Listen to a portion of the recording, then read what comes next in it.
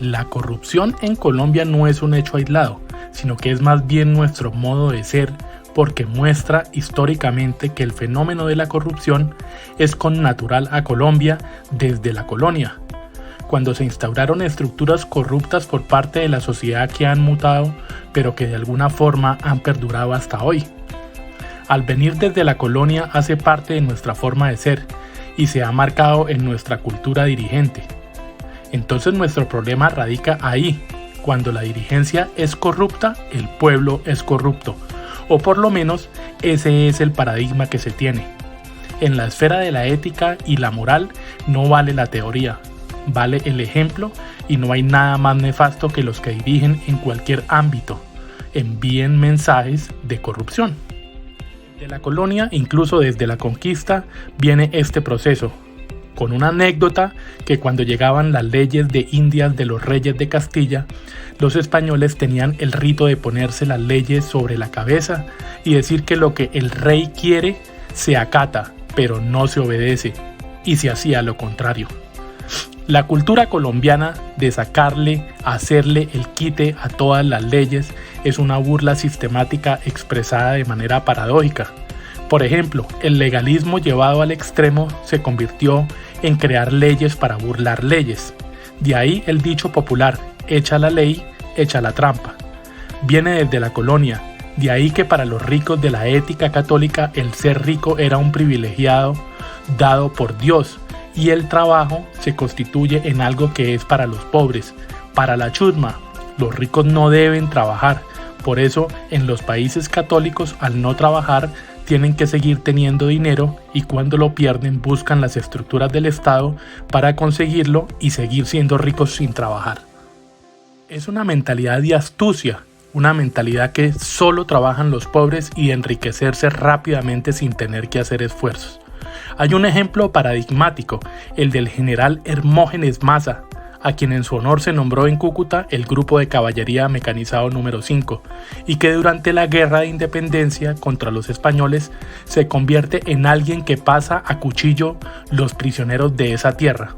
En unas épocas en las que no habían derechos humanos, pero el asunto se vuelve tan notable que Bolívar ordena en una misiva al general Maza en la que se le ordena que no derrame una sola gota de sangre más de los prisioneros españoles. A las semanas, en una batalla cerca de Mompox, reúne más de 300 españoles prisioneros, les pone piedras en los pies, los tira al río Magdalena y los ahoga. Entonces el general Maza responde a su superior, General Bolívar, se cumplió sus órdenes, no se derramó una sola gota de sangre de los prisioneros. Esa, que es una anécdota que está validada por varios historiadores, representa muy bien ese juego con las leyes en Colombia. Si analizamos los hechos del pasado durante la colonia, podemos explicar que la casta que dirige a Colombia se sienta con derecho a todo. De ahí los famosos terratenientes aristócratas que llegaron acá y que con las bulas papales se les entregaron tierras simplemente a cambio de que los indígenas fueran convertidos al cristianismo. En su concepción ética y cosmológica, trabajar era un asunto de pobres. Es una especie de convicción divina de merecerlo todo que se viene hasta lo que llamamos hoy los hijos de papi, que les podemos poner apellidos porque ya están judicializados como los Nule y muchos otros. Es el prototipo de hijos que en este país creen que merecen expoliar al Estado e incluso lo hacen con cierto resentimiento sobre su país porque sienten que ellos se lo merecen todo. Por eso los bienes del erario se convirtieron en un botín y en una actitud y mentalidad colonial que proviene de una estructura que se relaciona con la encomienda, y es que la que genera la clase política. El paso de la encomienda a la República de Colombia fue un cambio de nombre, pero no de estructura. Por eso aparece la figura del cacique. Se convierte desde la colonia en el que media en el clientelismo. Es una relación muy grave para el país.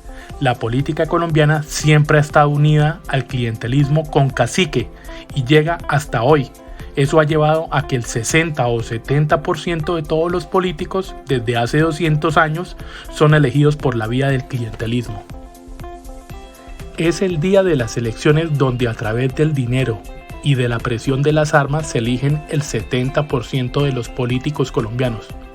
Eso lo sabe la clase política clientelista. Por eso no le interesa el voto de opinión, porque el voto de opinión solo lo han elegido en Colombia el 30%. La permisividad social que existe en Colombia tiene que ver un poco con los privilegios de clase. Así no se perteneciese a una clase privilegiada. El sentimiento de que si alguien que era el jefe o el amo podía hacer lo que quería de alguna manera había que imitarlo. Así se va construyendo un prototipo del astuto, que lo vemos en la educación, en la política. Vemos esa astucia de ir con rapidez, de hacer el esguince, el atajo.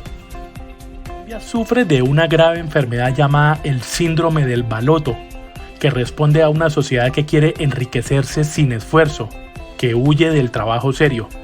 La impunidad y la corrupción es muy grande. Parte del problema en Colombia es esa asociación entre corrupción, impunidad. Un informe de la Unión Europea del año 2009 muestra que el sistema penal acusatorio tiene un grado de impunidad del 96.7% y hay estudios hechos por asociaciones internacionales y nacionales que muestran que la justicia colombiana en general alcanzó una efectividad del 3.7%. Entonces, en una sociedad donde su sistema judicial es la impunidad, esa es la que manda. Estimula al ciudadano a volverse corrupto porque hace balances y es lo que vemos todos los días. Yo me robo este instituto, pago 4 o 6 años de cárcel y salgo multimillonario.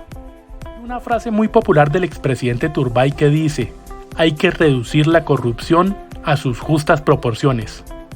Él representa la clase política clientelista. Es el arquetipo del uso de la política para expoliar al bien común, a favor de unos pocos. Esa frase del presidente Turbay es coherente con él y con lo que representa una política y unos políticos que han hecho un inmenso daño a este país. Es el núcleo de la corrupción en Colombia, es el ADN de la clase política que siempre ha llegado al poder por la vía del clientelismo, tal como la frase de uno de los nules que dice que la corrupción es inherente a la naturaleza humana.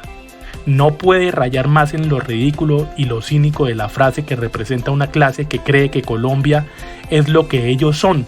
O sea, es el cinismo llevado al extremo.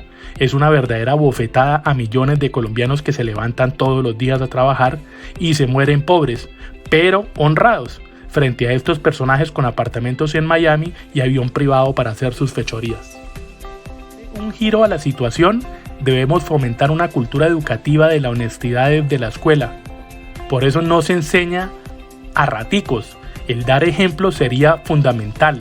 No hay nada peor que una sociedad que los retardados morales, como lo llama Lawrence Kohlberg, llegan a dominar un país y por eso la corrupción ha campeado. Jorge Garay, el economista colombiano, ha hecho un análisis de un inmenso valor sobre el concepto de cooptación del Estado. Colombia es un país que a través de muchas décadas ha terminado creándose una estructura de tela de araña de los corruptos.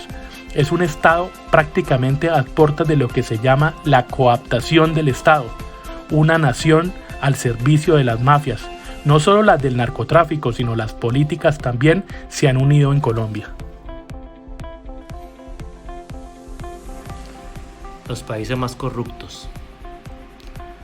Transparencia Internacional recientemente publicó un informe denominado Índice de Percepción de la Corrupción, el cual tuvo en cuenta la situación de 180 países del mundo y les otorgó una puntuación de 0 a 100, siendo 0 un índice de percepción de corrupción elevado y 100 corrupción inexistente. Todo parece indicar que la corrupción en Venezuela ha empeorado con el paso de los años, pues en el 2018 Transparencia Internacional registró al país en la casilla 168. Ahora está en la 176. Haití tiene una situación similar a Venezuela. Ucrania, país que cuenta con más de 40 millones de habitantes, recibió una puntuación de 33. Bosnia, país ubicado al sureste de Europa, recibió 35 puntos. Sudán del Sur y Somalia, con 12 puntos cada uno, pero le siguen Guinea Ecuatorial, Libia, República Democrática del Congo, Comoros, Chad y Camboya. Siria, un país que ha estado marcado por el conflicto armado, aparece en el tercer lugar con 14 puntos.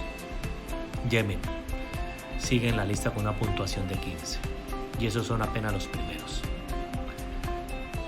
Colombia aparece en la medición con una puntuación de 39 y ocupa el puesto 92 entre 180 países evaluados. La corrupción. El manejo de los recursos económicos en el Estado colombiano en la ciudad de Cúcuta. En Norte de Santander, los programas diseñados para la nutrición infantil de las escuelas también son un botín político. Tampoco cumplen con su objetivo de brindar alimento a los niños más pobres en una zona donde la miseria ha incrementado por la crítica situación de la frontera. La alimentación de los niños y niñas más pobres en Norte de Santander y después de 24 de los 32 departamentos del país, al PAE, Programa de Alimentación Escolar, los corruptos le encontraron el modus operandi para desangrarlo y pusieron a 3.800.000 niños y niñas a recibir alimentación de mala calidad. El exalcalde electo, César Rojas Ayala, quien entregó un contrato a la Fundación Paz y Futuro para la alimentación escolar. Esta fundación fue acusada de recibir millonarios contratos en Córdoba y Norte de Santander por estudiantes inexistentes. Otra de las instituciones que no se salvan de los actos corruptos son las registradurías.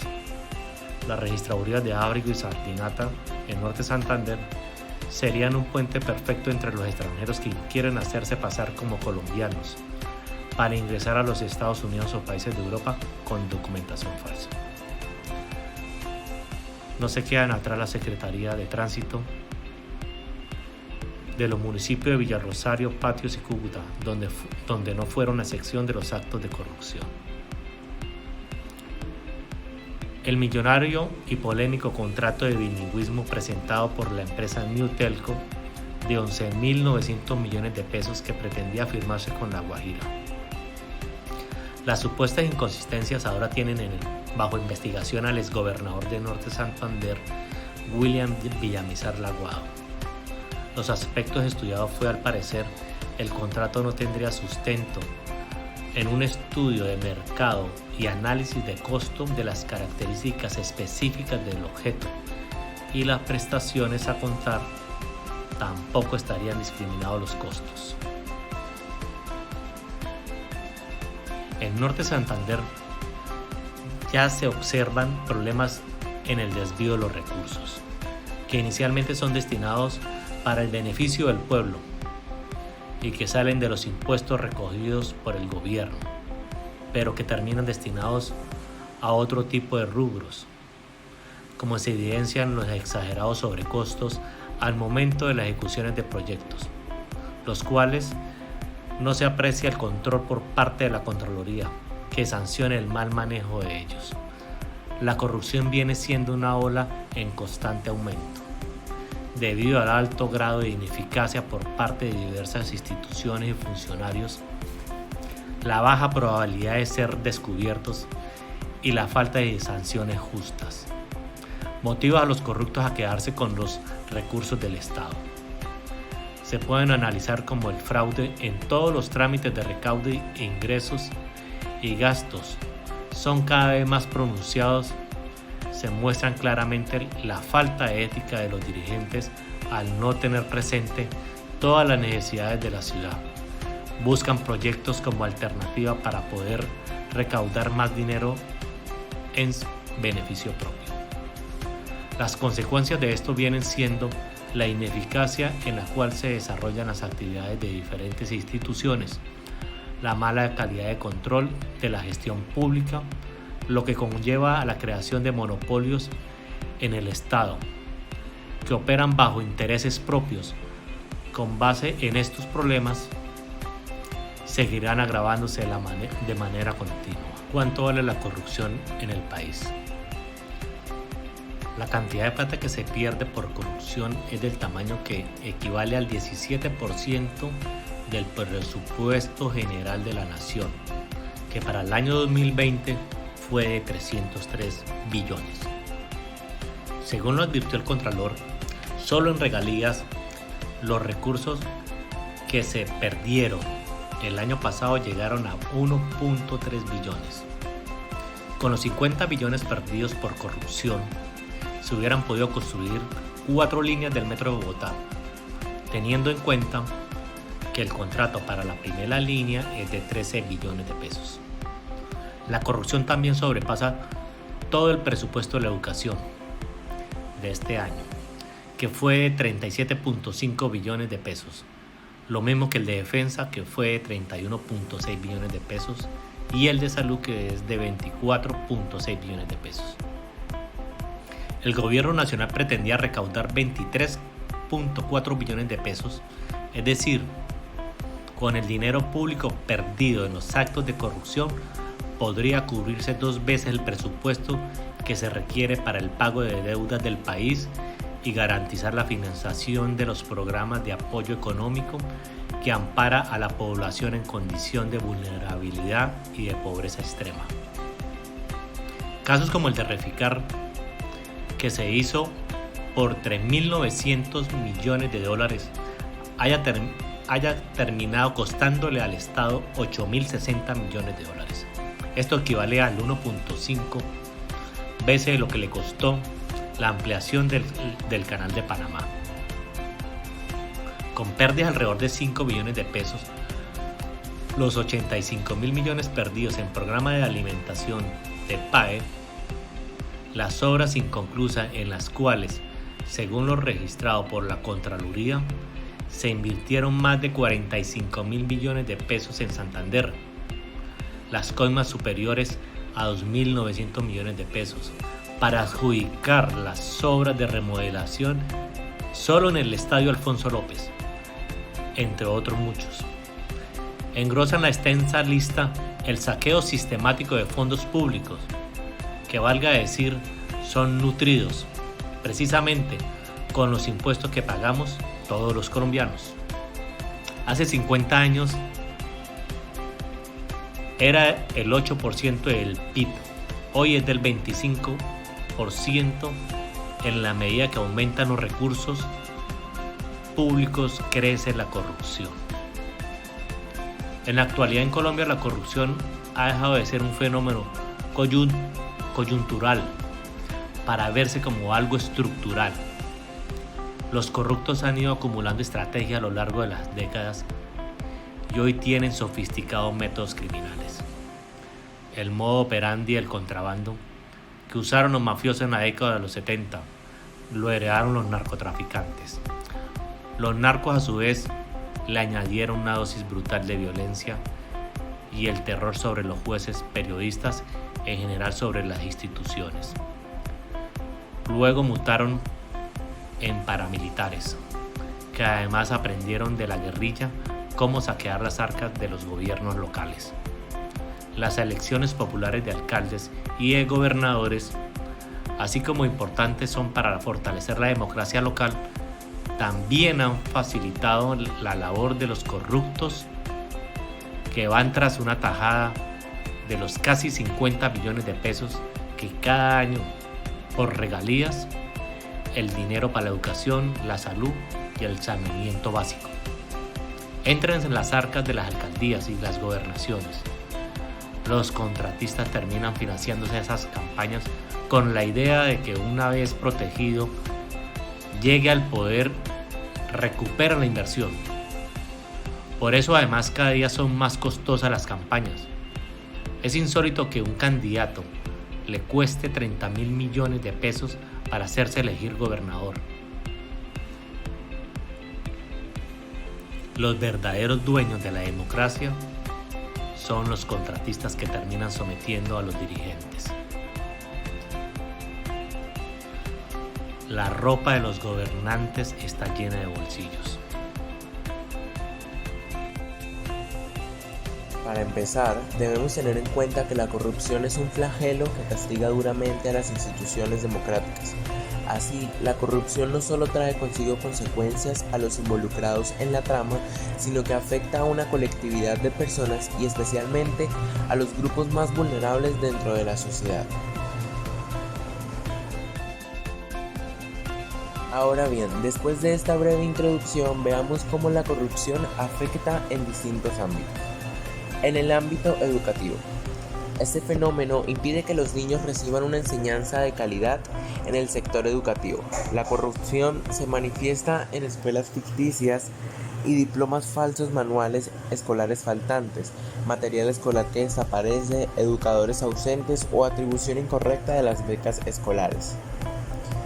En el ámbito político, la corrupción política se refiere a los actos delictivos cometidos por funcionarios y autoridades públicas que abusan de su poder e influencian a realizar un mal uso intencional de los recursos financieros y humanos a los que tienen acceso, anticipando así sus intereses personales o los de sus allegados, para conseguir una ventaja ilegítima, generalmente de forma secreta y privada, lo cual hace que las demás personas queden por debajo, mientras los entes corruptos siguen avanzando de manera eficaz.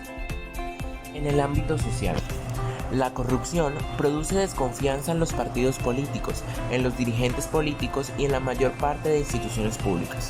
Conduce a mucha gente a adoptar estrategias menos cooperativas y fomentar la deserción con el objeto de no ser explotado por personas pertenecientes a redes corruptas, que condena al joven a la mediocridad y al servilismo en vez de encauzarlo hacia una fructífera meritocracia.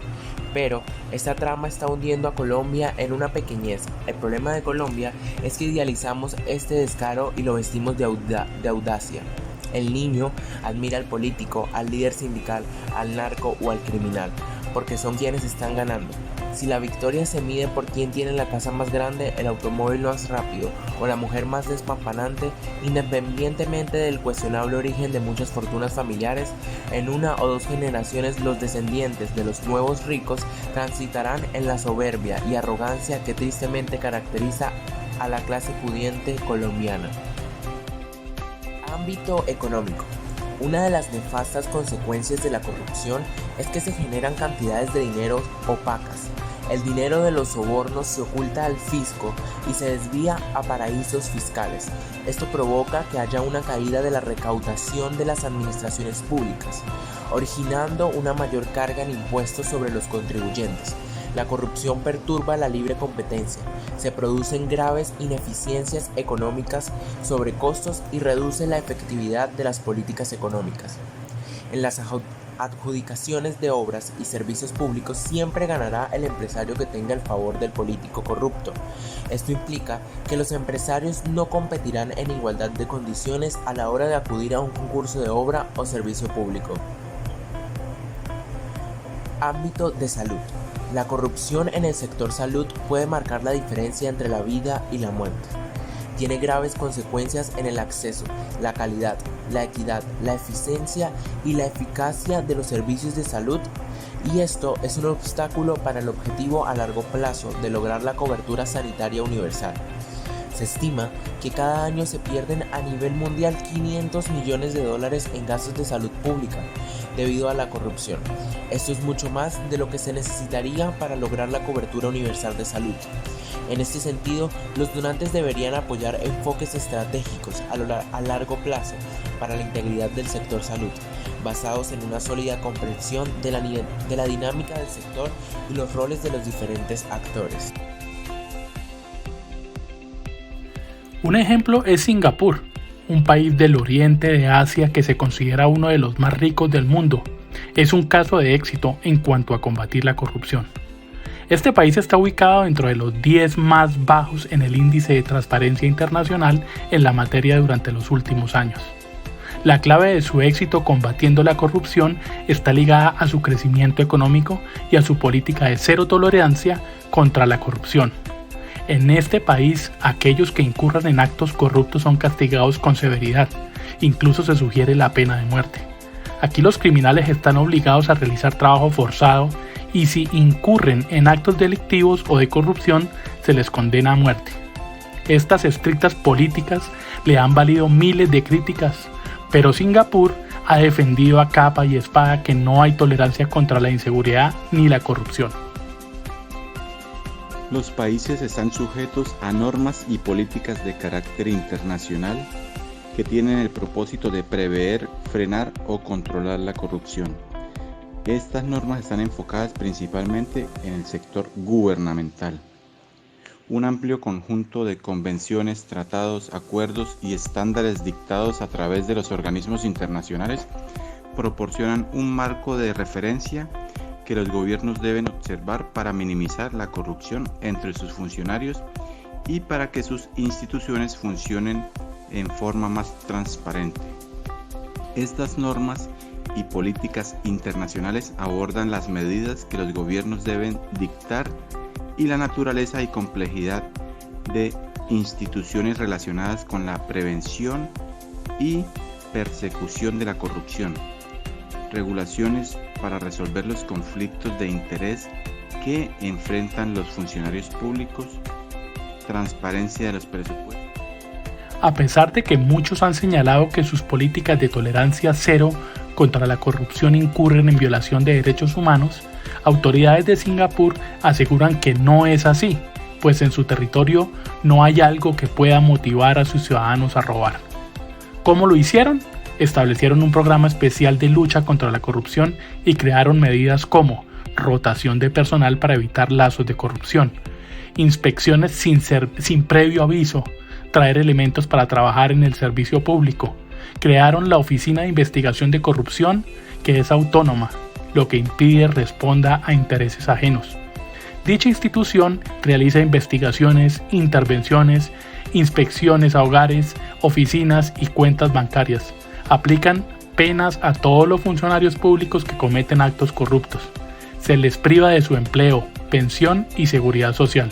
Algunos reciben sentencia de azotes, prisión de 4 a 7 años o pena de muerte, sobre todo si cometieron violación, secuestro o participación en actividades de narcotráfico. Además, el actual ministro de Singapur, Lee Hsien Loong, mantiene vivo el rigor contra la corrupción, pues piensa que de suavizarse su combate, habría quien quisiera transgredirla, por lo que asegura no bajan la guardia en su país. Sin duda, la rigidez y seriedad con la que se toman el combate a la corrupción en Singapur habla mucho también de su éxito económico y social. Contrasta lo anterior con el caso de Colombia. ¿Podría erradicarse la corrupción? Es claro que el trabajo que hay por hacer en nuestra nación es tremendamente arduo y hay que empezar a trabajar en el cambio de mentalidad de los niños de nuestro país con todo el esfuerzo y la determinación de extirpar el cáncer de la corrupción, así no sea en esta generación, sino en las próximas.